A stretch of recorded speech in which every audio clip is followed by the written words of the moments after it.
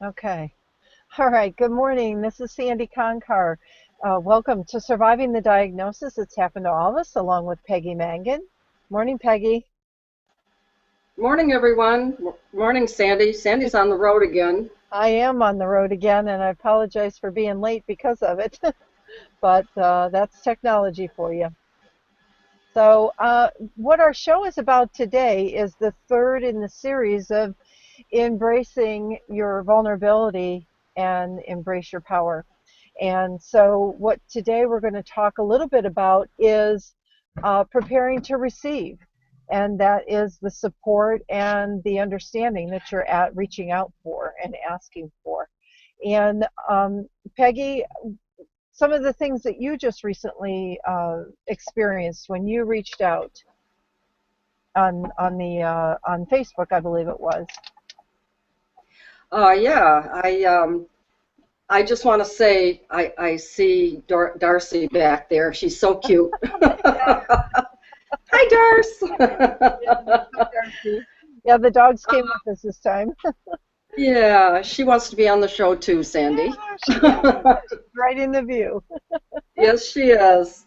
Okay, anyway, yeah, I had an experience recently when I had a close call of recurrence. I say a close call of recurrence because there was something very obviously different, and when that happens, a cancer survivor, patient, whatever, goes right to what if this is the cancer coming back.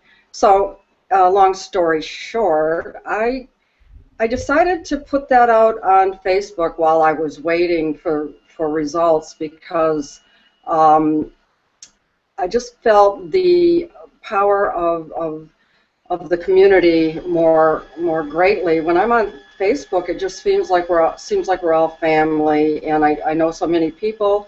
Probably haven't even given them a hug before, which was the way with Sandy and I for several years. We just met up this summer. But anyway, I did that. I did that, and I asked for prayers and healing energy, um, and I was overwhelmed by what I received. And I can elaborate on that. Should I right now, Sandy, or just go on? Well, when you put that out there, what kind of things?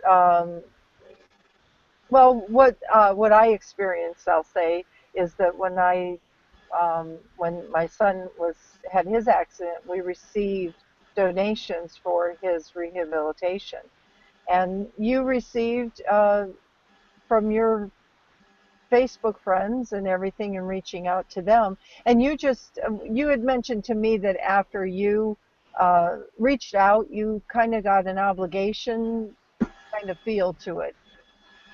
Yeah, I got so many hearts and hugs and well wishes, and I was just overwhelmed.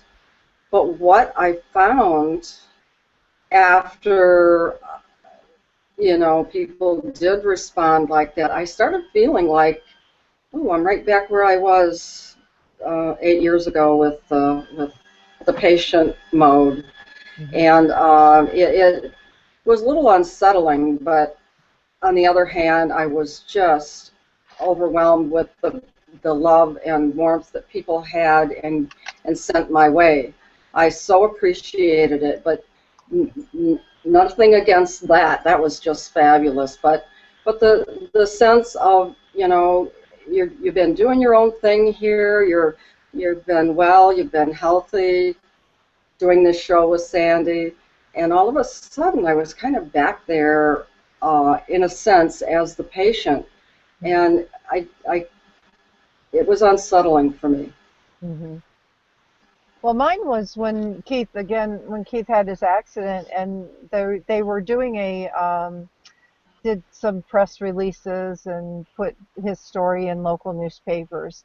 And what really touched me was that there was this lady that we had absolutely no idea who she was, but you could tell that she was a little bit older, and she wrote in a letter. We got this priority envelope, and we opened it up, and there was a $1 bill. And in the letter, she wrote that she was touched by the article that was written and that she read about how he helped in helping rebuild Katrina after Hurricane Katrina, and that this was all that she could afford, but she definitely wanted to help him out the best that she could. And that was $1. And what really touched my heart was that she sent it in a priority envelope, to make sure that he got it and that there was a tracking for her to know that he got it. And it was just really very touching how people reach out and help, even perfect strangers. So, Oh yeah, I just thought that that was pretty special. that was And so sweet. yeah, it was. It was very sweet, very sweet. But when you reach out like that, and other friends and so forth that did the donating for the benefit that they did for Keith, his friends in just outside of Cleveland. He went to Kent State University, and a lot of his friends were still there, and they did a benefit for him. And we also got names of people who donated. Now, the way it works in Cleveland, the girl that put on the benefit, that they had said that the uh, we weren't able to see how much someone donated, which was a good thing, because when we saw some people donating or had donated, what our issue was that we knew that they really couldn't afford it, and that we felt really that guilt. You reach out for help, but then there's a portion of that receiving that you can you can fall into that guilt, or um, well, I guess guilt really was it for us. Part of us had a feeling, oh goodness, we need to really give this back to them because they need it. Now, we would never have done that because it would have hurt our feelings if somebody had done that to us. But had to work through those feelings. And Peggy, you said that when you received uh, the outpouring, you also kind of felt obligation, didn't you? There was an Yeah, obligation of keeping in contact and keeping up with what your information is. And I just want to mention that, doing that, I think that, you reached out when you needed to reach out. And then now moving forward, if there's a new situation, then you can decide whether you need to reach out on the new one. right, right. I felt, geez, here I've been kind of under the radar for several years here, just being a healthy person and not having my tribe around me. And honestly, if there's anybody listening that is in my tribe, my gosh, I love you guys, and I wouldn't have it any other way. But there was something back there in my mind that said, geez, here you are back in the patient mode, back in, having people um, comment and worry about your health. And I just want to be healthy and me. Yeah. And I've enjoyed not being the patient, but I loved every one of you that commented. So Mhm. that's that's the bottom line for me. Right. Yeah. Yeah, just that thanking them and for being there. And for anyone that's listening or just popped on, I just want to say that you listening to survivingthediagnosis.com. I'm Sandy Conkar, and along with Peggy Mangan. Yes. And you're welcome if you're watching on Google Hangouts. Excuse me. You're welcome to pop over to our Facebook, Surviving the Diagnosis, and like our page if you'd like, and then scroll down to there's an orange and white icon that says Live Hangouts. You can click onto that, and you can watch the Hangout there. You can also visit our website, survivingthediagnosis.com, and /live, and that will take you right to the live as well. And here on Google Hangouts, you can ask your questions. You can also do that on Facebook. And there's also, we put in the Google Hangout the Q&A section, which is really good because then you can ask your questions and place your comments in there, and we'll answer them as they come in. Um, but what we wanted to mention on that same thing of preparing yourself for receiving, that before last week we talked about, or the first week we talked about uh, asking for what you desire in your life. And last week we talked a little bit about pushing the send button, how challenging that can be, how scary that can be. And when you're ready to push that send button, preparing yourself for receiving whatever comes of reaching out to people. And it could be on Facebook, it could be, you could talk to your pastor at your church and you can say, I need to be put on a prayer list. You can reach out to friends. It doesn't have to be necessarily social media, but it is that send button. And then and preparing yourself of what ifs. What if nobody responds? What if you get an abundance of responses? How are you going to react to these? How are you going to be able to step into receiving what you asked for?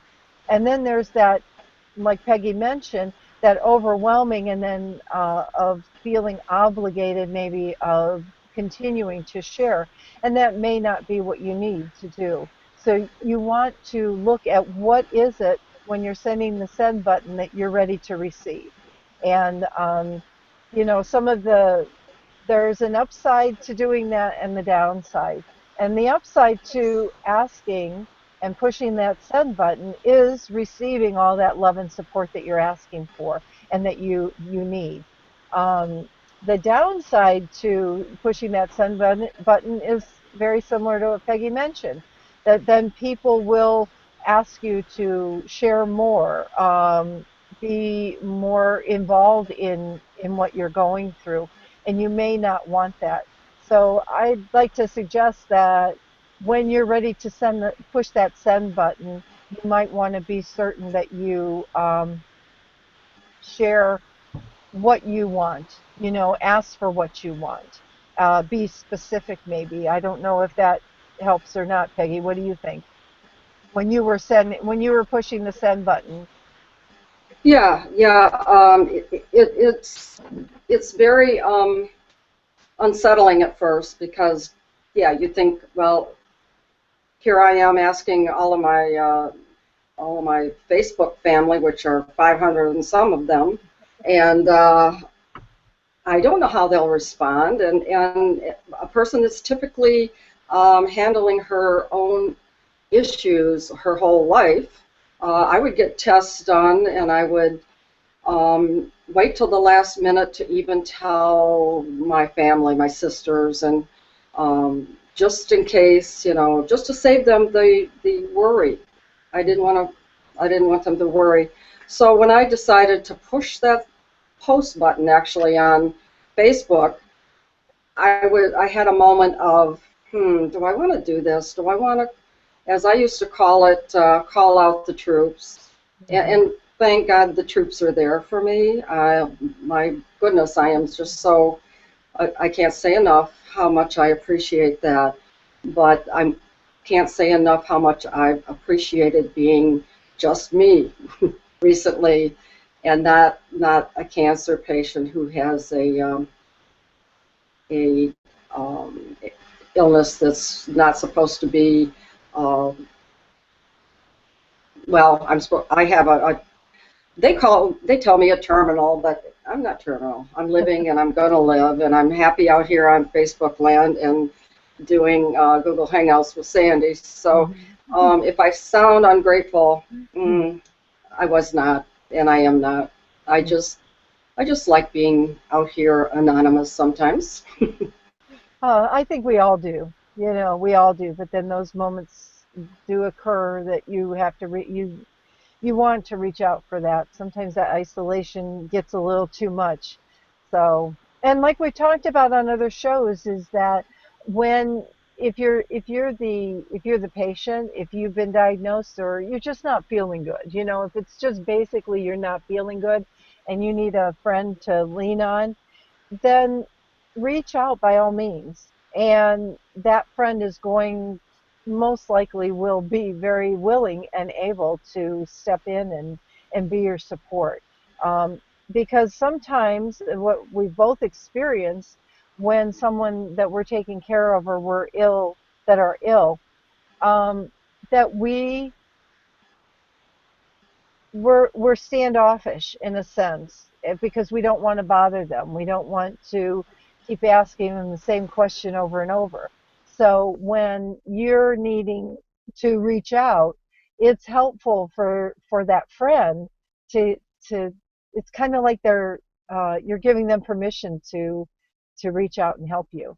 Um, because you do, as when you're the one that's not feeling well, you're the one that, it's like, oh, I don't want to hear that question one more time. How are you feeling, or how are you doing?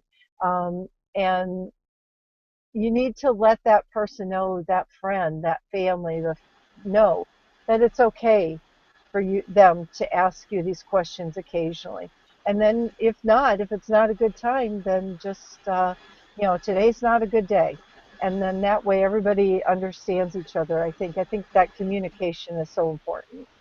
Mhm. Mhm. Yeah. And I just want to emphasize that people asking you and people caring and responding to your questions and your uh, asking them to reach out is very, very helpful. It helps with the burden. It really does help carry the burden of waiting. Hmm. People are out there and sending good energy and prayers, and it really helps with the waiting. Oh, Um, definitely. yeah, yeah. And also, I just want to say right now, it's break time to tell you that you're listening to Surviving the Diagnosis. It's happened to all of us. I'm Peggy Mangan, and my co-host is Sandy Conkar. Hello. And we want to tell you about Moira. Moira Hutchison is a sponsor, and she is a hypnochemotherapist Hmm. and has a wonderful practice up in Ottawa. And she's on our on our site, I guess, surviving the diagnosis slash Just survivingthediagnosis.com. survivingthediagnosis.com Uh-huh. .com/Moira, and you Yeah. can read all about her and get in touch with Moira if you so choose. She's a wonderful lady and a wonderful practitioner. And this is her website here on ours. It's survivingthediagnosis.com, and you can just click right on her banner, and it takes you right over to her website, and you can read all about her. And she just believes in our message, and we thank her very much. Hmm. Okay. So let's go back to some of the things. Let's see, Peggy. Let me pull up my. I don't have everything right easily in front of me here at the moment, so bear with me. Um, so on preparing for reaching out, um, I would say, what do you do? What First of all, as I mentioned, what is your intention of when you press that send button, or when you're thinking of sending that send button? You want to ask yourself, what is my intention, and what is it that I want to receive? And also think, what happens, even though it's on the negative side, but you say, what happens if no one answers my request for help? And that's where the modality that we use here on the show, tapping, and that's tapping on the meridian points, will help you move through that negative thought of what if nobody shows up. Um, because there's just so many ways people can show up, and it may not be, on the like I say, on the Facebook, but you will feel like if you ever are on a prayer list, I'll tell you that is an experience in itself that you will really feel that energy and that connection when you reach out for that. Um, and let's see, the other another situation that might be on the downside is somebody may show up and share that, provide that support that you're looking for, but it may be somebody that you never even expected. Um, and sometimes, excuse me, sometimes in our mind, it might come up as what's the motive behind their niceness. So those are some things that can come up in a negative way for you um, when you receive responses. And then on the positive side, it's uh, it's all good, but like Peggy said too, that overwhelming can really occur. Um, Yeah, it is all good, and when you get the responses that you ask for, it's just amazing and very humbling, very, very humbling. You feel, oh my gosh, look at all these people, and they're actually sending caring thoughts to me. And like I said, that was atypical of me to ask for that because, as you grow up, you get learning core beliefs and that sort of thing that you just respond the way you learned how to respond as a kid. And right. when you step out of that, it is just an amazing situation that unfolds.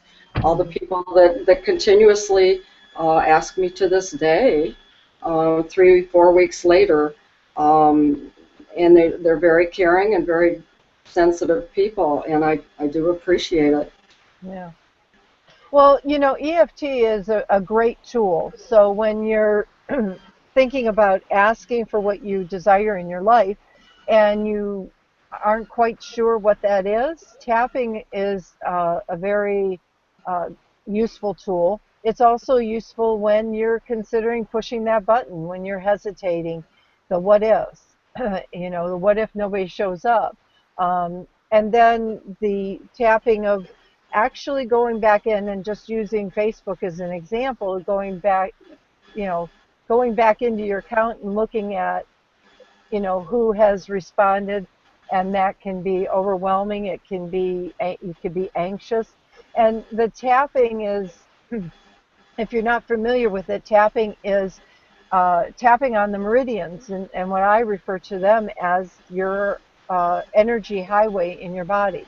So the vessels, the veins in your body carry the blood to all your organs and so forth throughout your body, where the meridians are the energy pathways that go through your body, and they recycle. They kind of start from up and come down and just recycle just as your blood does. And when you have a block, maybe you're raised, and when you were raised, you're a little kid, don't ask for help, don't reach out for help, that'll show weakness. And if you want to be able to change that belief system and remove that so you can freely ask for help in your adult life, then tapping is a great useful tool, and it's quick and it's easy. And we're going to walk you through a tapping session here in a moment. Um, and I gravitate to EFT along with kinesiology because I find those two I really resonate with. And Peggy works with matrix reimprinting, and that also uh, utilizes the tapping as well, but in a much deeper fashion. Right, yeah, matrix reimprinting is an advanced form of EFT, and it was the founder of matrix reimprinting is Carl Dawson, who is one of the EFT masters. He designed this program around uh, things that happen in childhood because that's usually where uh, limiting beliefs and we form our opinions and our fears of certain incidences. And what this does is take a person back to uh, what we call their younger self. He calls them echoes, and it's electric consciousness holograms. So if you will, imagine you have a field. We all have a field around us, and when something traumatic happens in a child's life, that gets stuck in the field, and that echo is holding on to that um, for the person's life. And if you and continue to hold on to that trauma, and if it's severe enough, a person can become ill as they grow older because it's harder and harder to hold on to traumas. So what Matrix does, we go in and we give that younger person, or it could be a person when they were 20 or 30 or 40, something traumatic.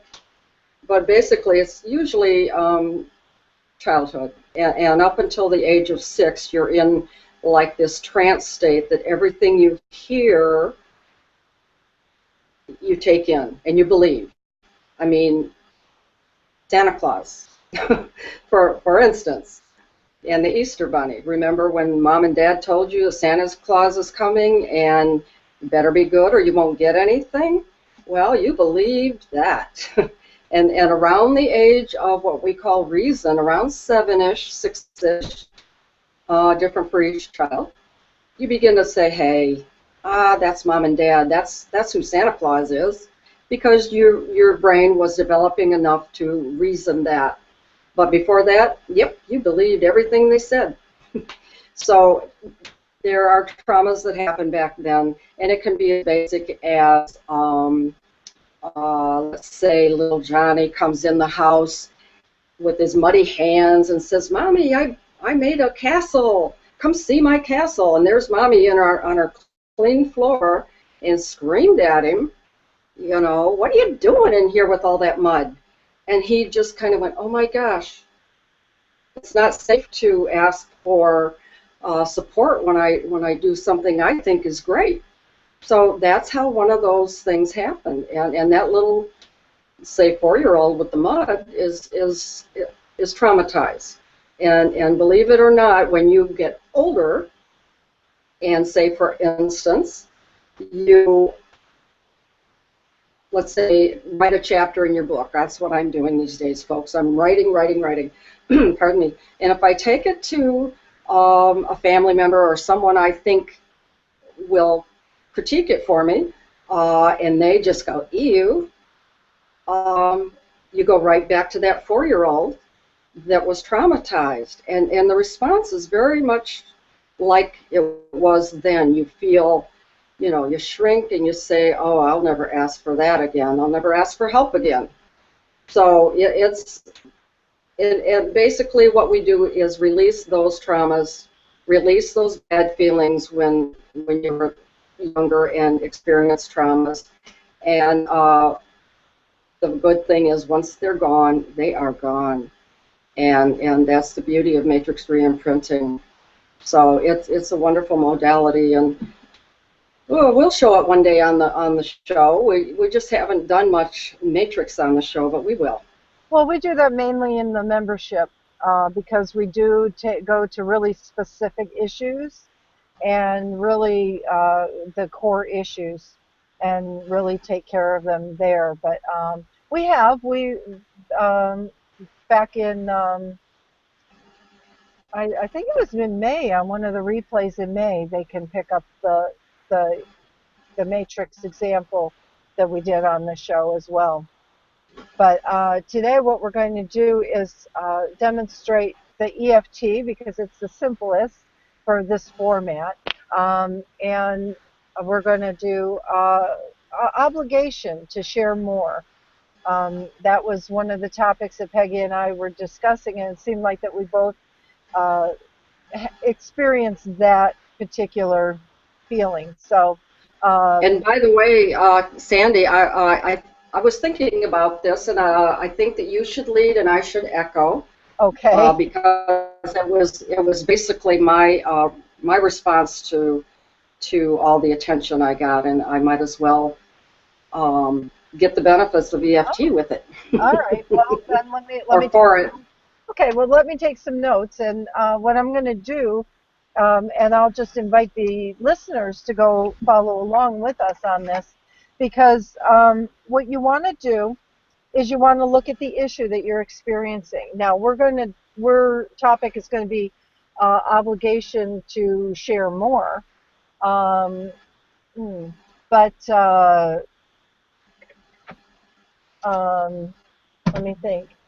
We're going to share more. But if you want to write down what your experience is, and what challenge you're having with receiving, then just write that word or two down, okay?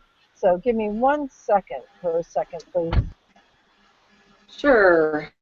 And you are listening to Surviving the Diagnosis. It's happened to all of us. Sandy Conkar and I came together about a year ago and decided that we would team our forces because Sandy works with the caregivers of folks that are ill or have chronic conditions, and I, as a former cancer survivor, cancer times two, I work with cancer patients and helping them get through the traumas of diagnosis and treatment and fear of recurrence. We both work on those issues now too. Yeah, we Um, do.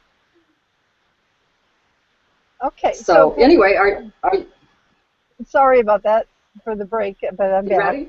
Yep, I'm back. Okay. So then we're going to pick the topic, and then I want to, when you think about it, Peggy, right now, what is your 0 to 10? And what the 0 to 10 is, and I like this, I just saw this the other day, is if you're not familiar with how to determine what a 0 to 10 is, that's your intensity on when you feel the obligation to share more. And the 0 is if you could visualize someone sitting in a Zen position doing meditation, and then the 10 is somebody, pulling their hair out of their head.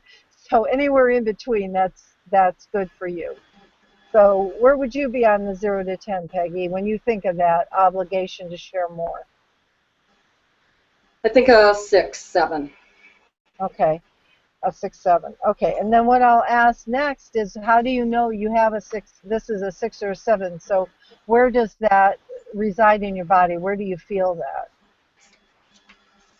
I usually hold my anxieties in the solar plexus, stomach area, and that's where it is. Okay, and if you could put an emotion to this, what would that be? Again, anxiety. I was somewhat anxious to put it out there. Okay, alrighty. And that might be too loud for the pick enough on the sound. Okay, so what else around the obligation would you say there is? Um, Or just do you just want to go anxious. with the share? Say, pardon me, you broke up. Or do you want to just go with the obligation to share? Yeah, there was just an anxiety around that how would it be received, how would it be um, commented on, what the heck was I doing asking all these people for their support, which again, was not like me, not typical of me. Okay, And I just decided to get out of my comfort zone and do it. okay. So let's start with the karate chop, and that's this point right here. And I'm going to put Peggy on. And okay, so just repeat after me. Even though Even though I feel obligated to share more, I feel obligated to share more, I deeply and profoundly accept who I am. I deeply and profoundly accept who I am. Even though I feel obligated to share more, Even though I feel obligated to share more, I deeply and profoundly accept who I am. I deeply and profoundly accept who I am. I lost my computer here. There we go. Even though Even though I feel obligated to share more. I feel obligated to share more. I deeply and profoundly accept who I am. I deeply and profoundly accept who I am. Okay, and then on the eyebrow point, this obligation. This obligation. What was I thinking? What was I thinking? This obligation This obligation to share more. to share more. This obligation to share more. This obligation to share more. What was I thinking? What was I thinking? This obligation to share more. This obligation to share more. Okay, under the arm point, obligation to share more. Obligation to share more. And the top of the head point, this obligation to share more. This obligation to share more. And the eyebrow, what was I thinking? What was I thinking? I liked it being isolated, I like being anonymous. anonymous. I like being anonymous. I like being anonymous. This obligation to share more. This obligation to share more. This obligation to share more. This obligation to share more. On the collarbone, this obligation to share more. This obligation to share more. Now taking a deep breath and let it out. And just see where your six or seven is on obligation to share more. It is 3. Okay. And what, if anything, else came up around that 3? Or is it still what was I thinking or what was I doing asking? Yeah, what came up was, oh, you're right back in the patient mode. Okay. Now what that is it's in just letting the audience, the listeners know that's a new aspect. But you still have a 3 hanging out there around the obligation to show more. Is that correct? Or to Yes, share more. Okay. So let's just on the eyebrow, this obligation this obligation to share more. to share more. This obligation to share more. This obligation to share more. Under the eye, this obligation to share more. This obligation to share more. What was I doing asking for help? What was I doing asking for help? This obligation to share more. This obligation to share more. This obligation to share more. This obligation to share more. On the underarm point, this obligation to share more. This obligation to share more. Top of the head point, this obligation to share more. This obligation to share more. And then tap on the collarbone. This obligation to share more. This obligation to share more. And then just taking a deep breath. And then just, you can state the statement. I feel obligated to share more. I feel obligated to share more. And that just, that's gone. That aspect is gone. Obligation. Okay. But the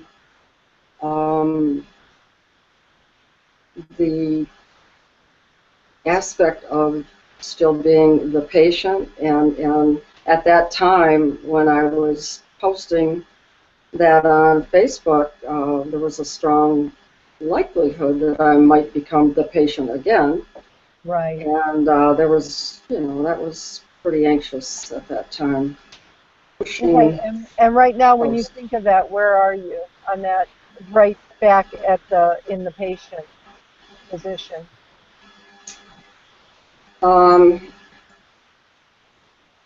Gosh, I didn't write it down. What was I on that? I didn't ask you on that one. Okay. It's just a new aspect. So when you think of that right now, in this It's a 5. A 5? Okay. Yeah. All right. And what we'll do, and what we can do is, and I'll just suggest to the listeners as well to if you had something that came back up, just go back around, re-listen to the replay. Our replay is going to be available on the Facebook page that you're listening to for the whole week. So you can fast forward and get to the tapping point and just go through that the whole round, but use the new aspect if you've come down to a 1 or a 0 on the previous issue.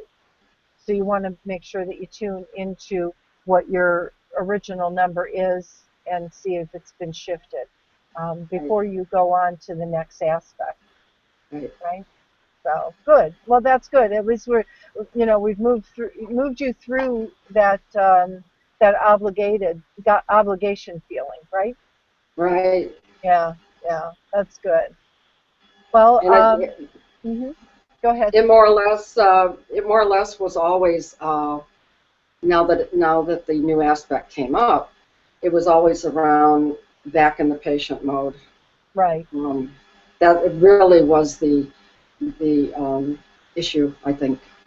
Yeah, and so with the feeling the obligation, that we just opened the door to get to the core issue, which was Yes. that. So that, yeah, and sometimes that's why the issue, sometimes we can go get from a high number down to a 0 rather quickly because it is just the gateway, if you will, to the core issue, and that core issue may have more layers to it.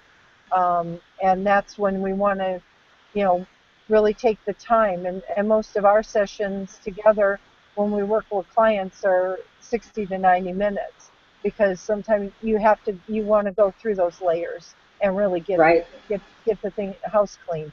In other words, Right. So Exactly. yeah. So, but one sec. Excuse me. So, but we are getting close to the end of the show, and I just wanted to mention that if are interested in more, we do have the more individual attention. We do have the membership at Yes. survivingthediagnosis.com/membership, and you're welcome to look at all the benefits and sign up. And we meet once a month on Google Hangouts, on a private Google Hangouts, and we work on individual issues. And it's $27 a month, and you receive a lot of support from Peggy and myself, as well as from the community that is in the membership. We have a private membership, rather, over on Facebook, a community on Facebook that's private Right. for the membership. So Right. again, you're welcome to visit survivingthediagnosis.com. And Peggy, you have anything that you want to recap before we sign off today? Oh, regarding pushing send or post or writing that letter, yeah, step out of your comfort zone because people are wonderful. They come forward, and it's just you feel it in your heart. You feel all that good energy coming towards you. So, by all means, step out of your comfort zone, and we are always here for you. That we are. And you can email us with any questions or comments. hello@survivingthediagnosis.com. So I lost your video, Peggy. It's back. Okay, all right, that's good. Okay, I had to well, scratch my nose, Sandy. oh, okay, all right. Sorry, I thought maybe it was my connection. So, No. all righty. All right. Well, again, we're here every Monday, and I do want to say one thing before we get off. If you can, go over to survivingthediagnosis.com/Sharon King. She is our guest next week, and you don't want to miss that show. She is the developer of Matrix Birth Reimprinting, and she's virtually crossing the pond from the UK. So we're Yes. very Oh excited for that yes. Very show. excited. Yeah. She's was my teacher for birth reimprinting, and oh my gosh, I learned so much from her. And she's a wonderful person. Yeah, we had a great pre-show chat with her, and I just loved it. So very much looking forward to it. Yes. So Yes. until next week, and I will be stationary next week. So we will shall see you on the 29th. So Yes. always remember that your hopes and dreams are always within reach and they are obtainable. So have a great week, everybody. Bye, everybody.